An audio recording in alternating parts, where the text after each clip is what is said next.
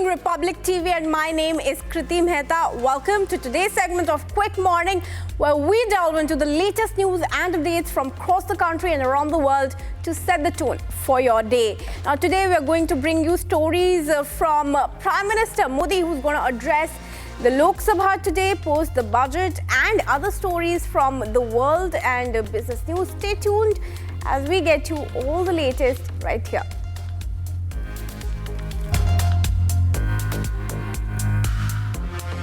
Prime Minister Modi is all set to pay a two-day visit to the United States beginning February 12 to hold wide-ranging talks with President Donald Trump. As per the plan, the Prime Minister will travel to Washington, D.C. after concluding his two-day visit to France. It would be the Prime Minister's first bilateral visit to the U.S.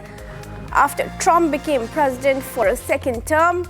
PM Modi will be among a very handful of foreign dignitaries to travel to Washington, D.C. on a bilateral visit within weeks after the Trump administration came to power for the second term. And Prime Minister Modi will reply to a discussion on the President's address in Lok Sabha today.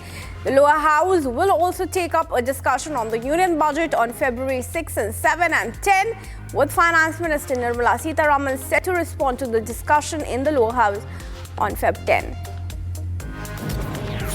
And AIMIM leader Asaduddin Owaisi on Monday said that Waqf Amendment Bill in its current form will lead to social instability as it has been rejected by the Muslim community. Participating in the debate on the President's address, Owaisi said that the bill has been rejected by the entire Muslim community and its implementation would take this country back to the 1980s and early 1990s. Sir, I am cautioning and warning this government. I am cautioning and warning this government. If you bring and make a Waqf law in the present form, which will be violation of Article 25, 26 and 14, it will lead to social instability in this country. It has been rejected by the entire Muslim community. No Waqf property will be left. Nothing will be left, I say. Introspect, apologize was a message from Chief Minister Devendra Fadnavis to Rahul Gandhi just hours after the Congress leader alleged new voters were added, mostly in inconsistencies where the BJP won in the Maharashtra election. Rahul Gandhi, who was the leader of opposition in the Lok Sabha, on Monday alleged that about 70 lakh voters, equivalent to Himachal Pradesh's population, were added to the electoral rolls in Maharashtra between the Lok Sabha and the state elections. And a group of BJP MPs from the tribal community filed a breach of privilege notice on Monday against Congress Parliamentary Party leader Sonia Gandhi for using derogatory and slanderous words against President Draupadi Murmu. Rajya Sabha Chairman Jagdeep Dhankar sought disciplinary action against Gandhi, contending her remarks lowered the dignity of the office of the President. The notice was filed over Gandhi's remarks on President Murmu and her address to a joint sitting of Parliament on Friday. Sonia Gandhi, Rahul Gandhi and Priyanka Gandhi Vadra were seen discussing this speech on the Parliament complex. आश्चर्य होता है कि जिन लोगों को राजनीति का अनुभव हो, संविधान का ज्ञान हो, वो कैसे राष्ट्रपति के अभिभाषण पर अपना मंतव्य जाहिर कर सकते हैं। लेकिन एक व्यक्ति विशेष को, और वो भी अनुसूचित जनजाति के हमारे राष्ट्रपति के ऊपर ऐसा बयान देना, मेरे नज़र में बिल्कुल पूरा अधिकार है सांसदों का, और खास करके ऐसे सांसद जो अनुसूचित जाति से आते हैं, उनको अपने देश के राष्ट्रपति पर गर्व है, अपने संविधान पर गर्व है।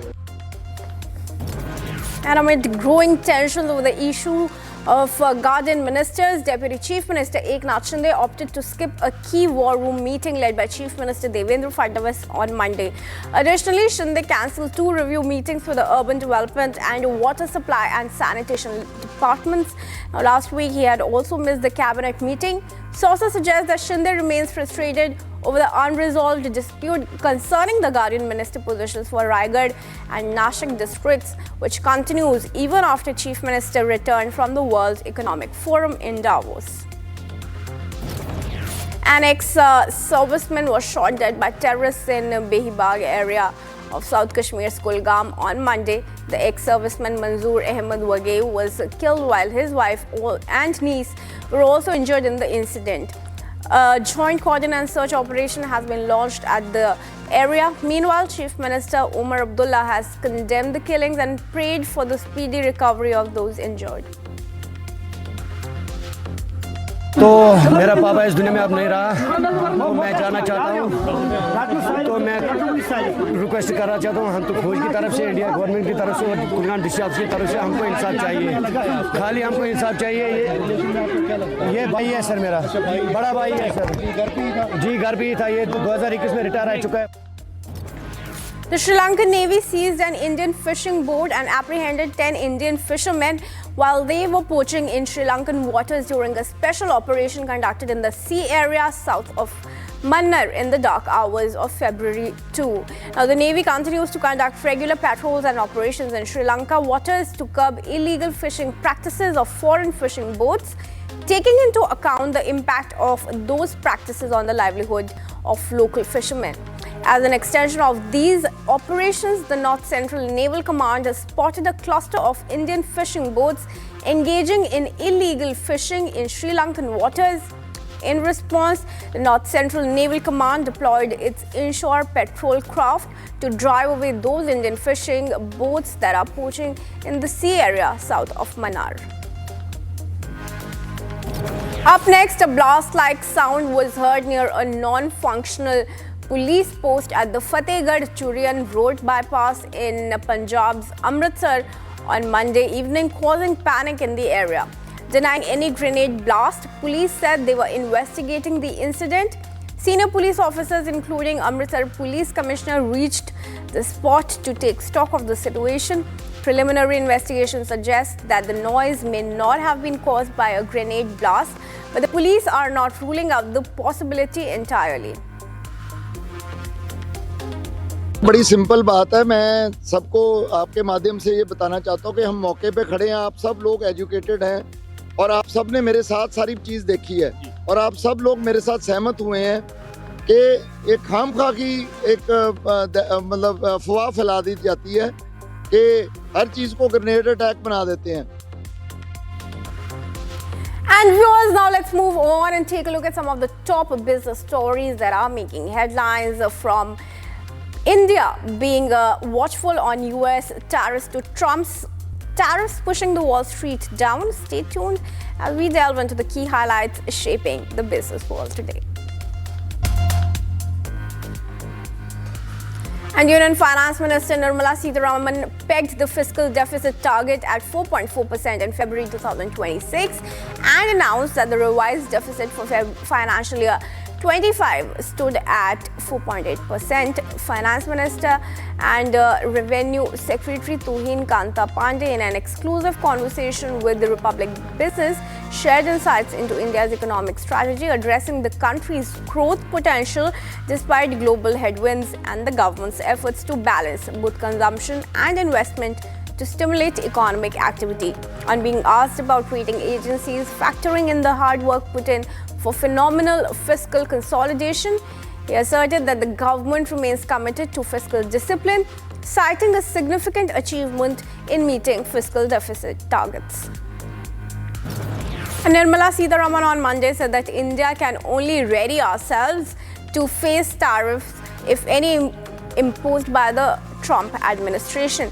Now, speaking at the 2025 edition of the Open House in conversation with Sanjeev Goenka, chairman of the RP Sanjeev Goenka Group, Nirmala Sitharaman said that India is closely watching the sanctions by the US on China. She further added that the basic customs duty will be aligned to maintain Atmanirbharta.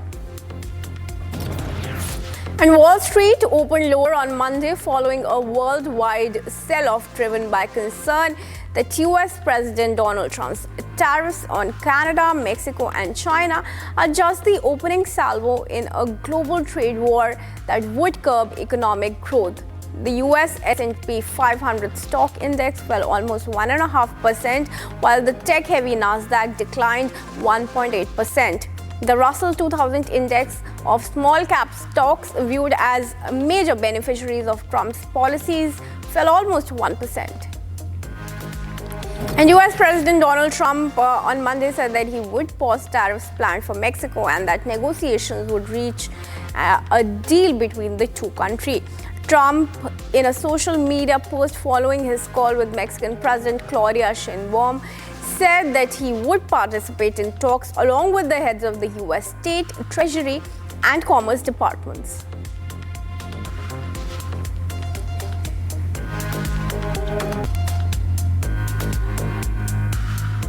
And moving on now to our international segment where we are tracking some of the biggest global headlines. Today we delve into significant developments from around the world, from Trump's new tariff threats to the European Union to Trump dialing Trudeau amid trade war. Stay tuned as we unravel all the latest updates shaping the global landscape.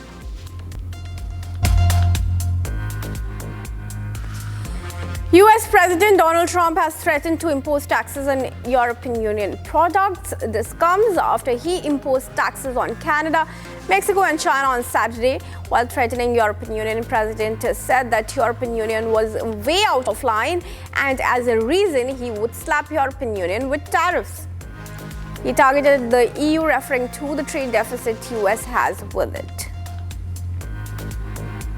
You know, we have over a $300 billion deficit. They don't take our cars, they don't take our farm products, they take almost nothing. And we take everything from them, millions of cars, tremendous amounts of food and farm products. So the UK is way out of line, and we'll see the UK, but European Union is really out of line. UK is out of line, but I'm sure that one, I think that one can be worked out. But the European Union is, it's an atrocity, what they've done. And amid the tariff war, US President Donald Trump spoke to Mexican President, wherein Sheinbaum agreed to supply 10,000 Mexican soldiers on the border separating US and Mexico.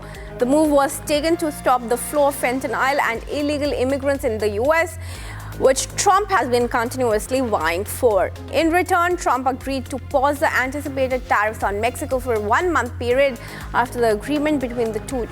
Trump looked forward to participate in negotiations with the Mexican president in an attempt to achieve a deal between the two nations. A great talk with Mexico, and we had President Sheinbaum is a woman. I like her very much, and we've had good relationships, but we have to stop fentanyl from coming in, whether I like somebody or not, and we have to stop the illegal aliens from coming in. I think we've lost 200,000 people on average a year for many years, much higher than the 100,000, could be even closer to 300,000. And as the tariff war continues to be on the boil between US and Canada, Trump spoke to Trudeau about drug trafficking at the border. During the conversation, he also demanded that US banks be allowed to do business in Canada. This comes after Trump ordered to impose stiff tariffs on imports from Mexico, Canada, and China, and Trudeau warned of retaliatory tariffs of 25% on US imports. The talks between the two nations come at a time when US has halted tariffs on Mexico in return of 10,000 Mexican soldiers being supplied to guard the border from drug trafficking. We have big deficits with Canada, like we do with all countries. I mean, I look at some of the deals made, I say, who the hell made these deals are so bad? But with Canada, I have a talk with him, and you maybe know or maybe not. We're going to meet again or talk again at 3 o'clock, right after my next meeting, and we'll see what happens. I can't tell you what's going to happen. Up next, Danish Prime Minister Mette Frederiksen formally stated that Greenland is not for sale, countering Trump's interest in acquiring the territory. Frederiksen emphasized Greenland's status as part of the Kingdom of Denmark ahead of European Union leaders' meeting. This comes after Trump last month left an open possibility that the American military might be used to secure Greenland as well as the Panama Canal. I think we have been very clear from the Kingdom of Denmark, with great support from the European partners and the European Union, that everybody has to respect the sovereignty of all national states in the world, and that Greenland is today a part of the Kingdom of Denmark. It's a part of our territory. and it's not for sale. The chairman, the leader of Greenland, has been very clear that they are not for sale. And Democratic members of the U.S. House and Senate met outside the USAID headquarters in Northwest Washington to pledge their support for USAID. This comes after billionaire Elon Musk announced that Trump had agreed with him to shut USAID. The agency staffers claimed about 600 employees were logged out of the agency's computer systems overnight. It all started when Musk's Department of Government agency team was denied access to sensitive information by two security officials of USAID. The actions harming the national security were condemned by many Democrats. President Trump directed his corrupt billionaire friend, Elon Musk, to ransack a critical agency of the U.S. government. Musk and his band of unelected acolytes at DOJ have locked out USAID employees from their offices, improperly accessed highly classified information, purged the agency of its nonpartisan leadership, and thrown the agency into chaos through a concerted campaign of harassment and intimidation of its employees. The Israeli military said that they had located and destroyed several weapons storage facilities in southern Lebanon, where troops are continuing to operate as a fragile ceasefire enters its third month. Israel said that IDF had found mortar shells, missiles, rockets, explosives, firearms, and a large amount of military equipment belonging to Hezbollah in southern Lebanon without providing evidence. The military also claimed of killing a number of Hezbollah terrorists located close to Israeli troops. And President Donald Trump signed an executive order directing the U.S. to take steps to start developing a government-owned investment fund that could be used to profit off of Tik Tok if he's successful at finding it an American buyer. Trump put Treasury Secretary Scott Bessent and Commerce Secretary Howard Lutnick in charge of laying the groundwork for creating a fund which would likely require congressional approval. This comes after Trump signed an order on his first day of office granting the Chinese-owned Tik Tok until early April to find a domestic buyer or partner. So other countries have sovereign wealth funds, and they're much smaller countries, and they're not the United States. We have tremendous potential in this country, tremendous. You're seeing that, what's happened just in a short period of time. And as an example, TikTok, we're going to be doing something perhaps with TikTok, and perhaps not. If we make the right deal, we'll do it, otherwise we won't. But I have the right to do that, and we might put that in the sovereign wealth fund, whatever we make, or if we do a partnership with very wealthy people.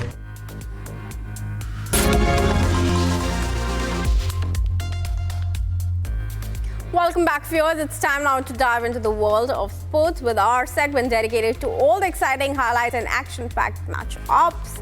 Today, we bring you the latest updates from Bangladesh Premier League franchise, where a payment crisis has struck the league, levying overseas players stranded for their salaries. Stay tuned as we unravel all the stories right here.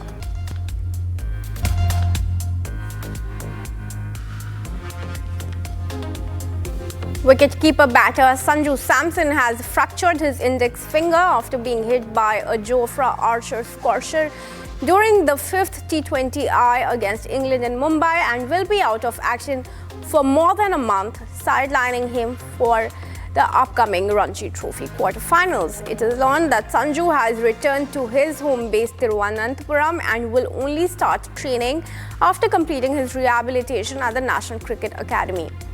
He would need NCA's green light before returning to competitive action. And star batter Travis Head was named the winner of the prestigious Allan Border Medal for the top Australian men's cricketer, while young all-rounder Annabelle Sutherland was awarded the Belinda Clark Medal at the Australian Cricket Awards. Head, who had an outstanding year across all three formats with 1,427 runs, since the start of the polling period, received 208 votes to secure the top honor. And Indian fast bowler Jasprit Bumrah reached the National Cricket Academy for a medical assessment under the watchful eyes of the BCCI's medical team. Bumrah had incurred a back injury during the Sydney Test match against Australia earlier last month, after which he missed the T20I series against England and was not named for the ODI contest against Jos Buttler's men, which will begin later this week in Nagpur. The trophy tour for the ICC Champions Trophy concluded in India, with the coveted prize touring cities of Mumbai and Bengaluru ahead of the tournament beginning February 19. The upcoming edition of the 8-team 50 overs tournament will be held in Pakistan and Dubai from February 19 to March 9.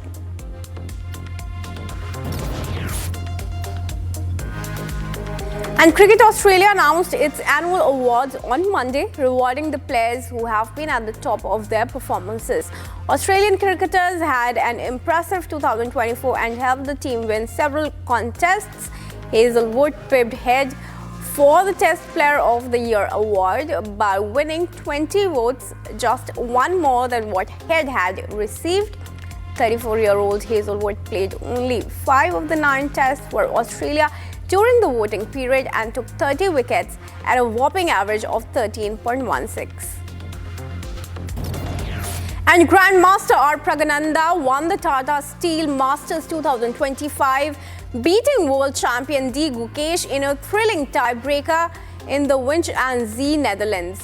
Pragananda became the first Indian since Vishwanathan Anand in 2006 to win the top prize at the Tata Steel Masters. Gukesh and Prag, the two leaders in the 14-player round robin event, were tied at the end of 13 classical games.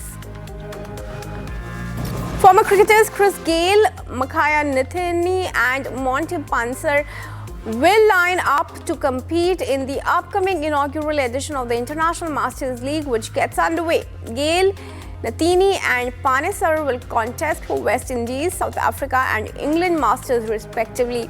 The competition will be held in Navi Mumbai, Rajkot and Rajpur from February 22 to March 16.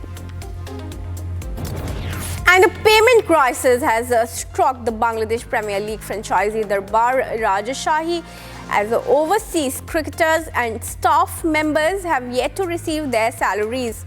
Overseas players of the team, including Mohammad Harris, Aftab Alam, Mark Dayal, Ryan Ball and Miguel Cummins from West Indies, were left stranded in a hotel in Dhaka. The team management did not respond to any calls amid payment deadlines. While few of them received 25% of their dues, rest had their entire payment waiting.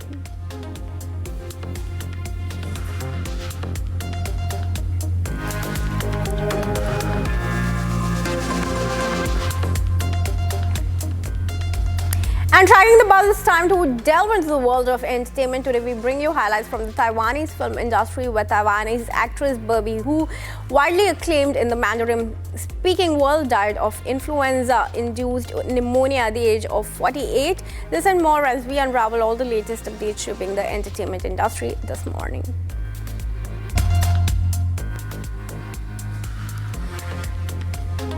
Sotheby's will auction a Stradivarius violin this Friday in New York and expected to sell for $12 to $18 million. The instrument was crafted in 17,014 by framing violin makers Antonio Stradivari and was owned in the 19th century by violinist Joseph Joachim. It is currently owned by the New England Conservatory in Boston, and proceeds from the sale will go to student scholarships.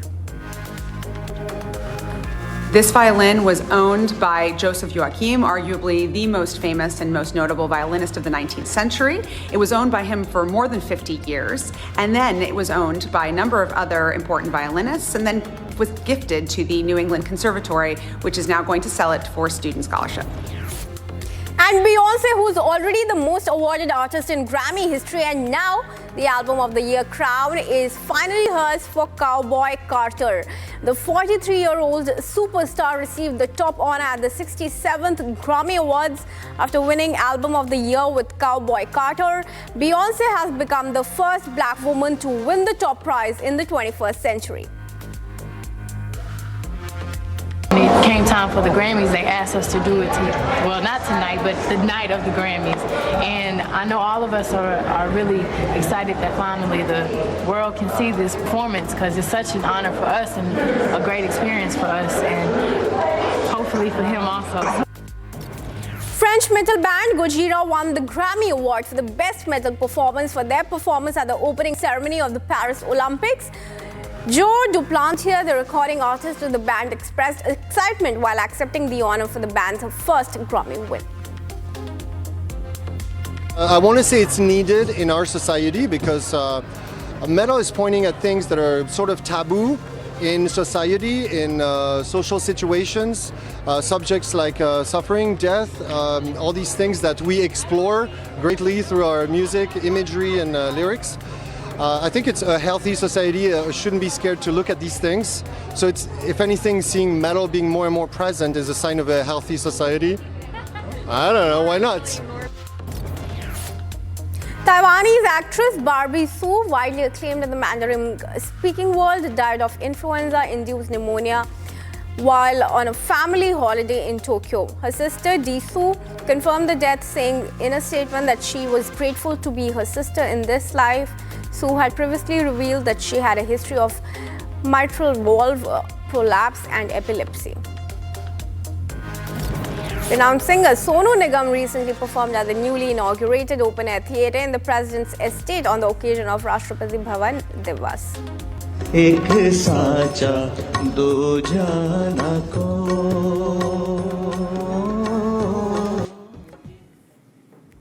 And with that, it's a wrap on this edition of Quick Morning. But stay tuned to Republic 7 a.m. We go live this morning.